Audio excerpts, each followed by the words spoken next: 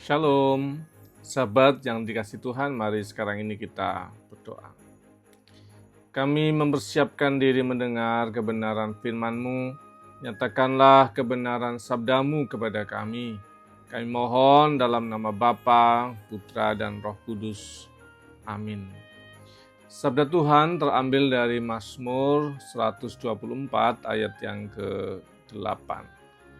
Pertolongan kita adalah dalam nama Tuhan yang menjadikan langit dan bumi. Sahabat yang dikasihi oleh Tuhan Yesus Kristus, Mazmur 124 ini adalah disebut sebagai nyanyian ziarah. Nyanyian yang diucapkan ketika orang-orang mengambil waktu untuk kembali ke Yerusalem, untuk beribadah di sana dan menyanyikan nyanyian perjalanan ziarah. Artinya mereka menyadari bahwa hidup itu perjalanan menuju kepada Sion dan akan kembali kepada kehidupan yang harus mereka jalani setelah itu. Apa yang mereka hidupi adalah soal pengalaman iman sepanjang mereka hidup menjalani hari-hari mereka dan kemudian dirayakan dalam relasinya dengan Tuhan dalam peristiwa ziarah atau perjumpaan dengan Tuhan di Bait Allah. Dan dalam penghayatan yang demikian, apa yang boleh kita pelajari?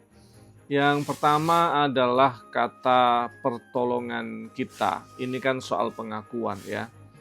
Pengakuan bahwa pertolongan kita. Kata yang dipakai adalah esrenu, yang artinya itu tindakan menolong yang aktif. Tidak sekedar soal yang pasif, tetapi sesuatu yang sifatnya aktif dikerjakan oleh pihak tertentu. Bahkan dia harus turun tangan sendiri, dia ambil inisiatif. Penyertaannya bukan cuman pasif diam di sampingnya gitu, enggak, tapi betul-betul intervensi dalam rangka untuk menolong, melindungi, mengasihi pihak yang sedang dia tolong gitu ya. Bukan juga sekedar cuman dukungan moral ya, didoakan begitu, enggak, tapi betul-betul terlibat, ikut serta, dan itu adalah pertolongan yang disebut dalam bahasa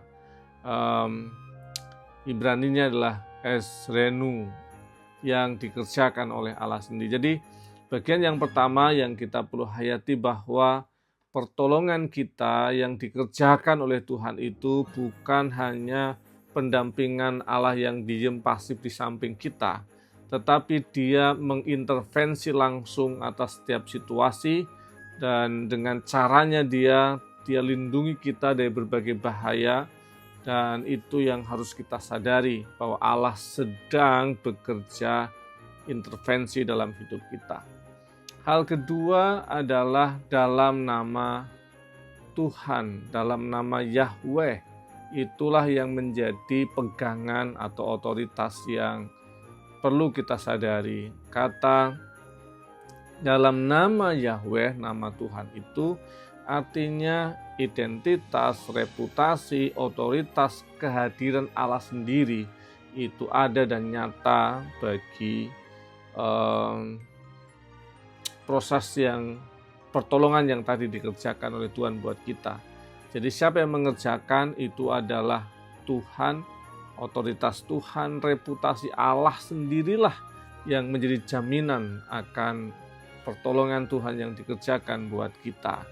Jadi kita boleh menghayati bagian yang kedua ini untuk mengingat bahwa pertolongan kita itu dalam nama Tuhan, bukan atas nama pihak tertentu yang kalau bangsa-bangsa yang lain itu mengandalkan dewa-dewi, mengandalkan mantra mereka, yang kekayaan mereka mengandalkan kekayaannya, yang mereka punya strategi perang mengandalkan strategi hidup mereka, tetapi semuanya itu tidak akan pernah mampu berhadapan dengan Yahweh, Tuhan yang esa itu.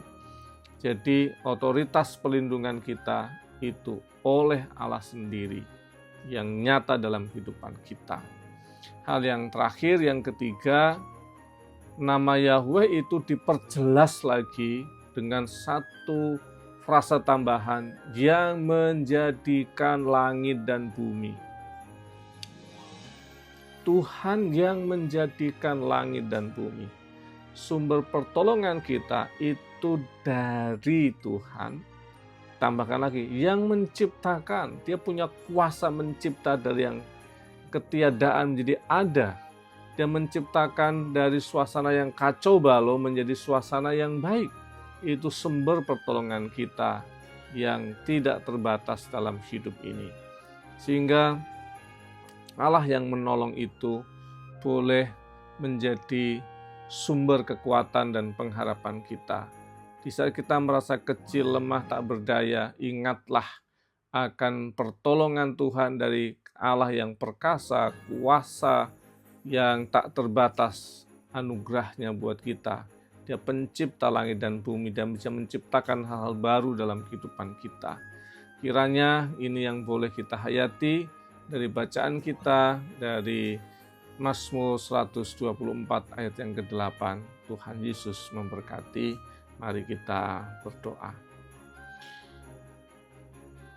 Bapa kami yang di surga, dikuduskanlah namamu, datanglah kerajaan-Mu, jadilah kehendak-Mu di bumi seperti di surga. Berikanlah kami pada hari ini makanan kami yang secukupnya, dan ampunilah kami akan kesalahan kami, seperti kami juga mengampuni yang bersalah pada kami. Dan jangan bahkan dalam cobaan, tapi lepaskanlah kami pada yang jahat.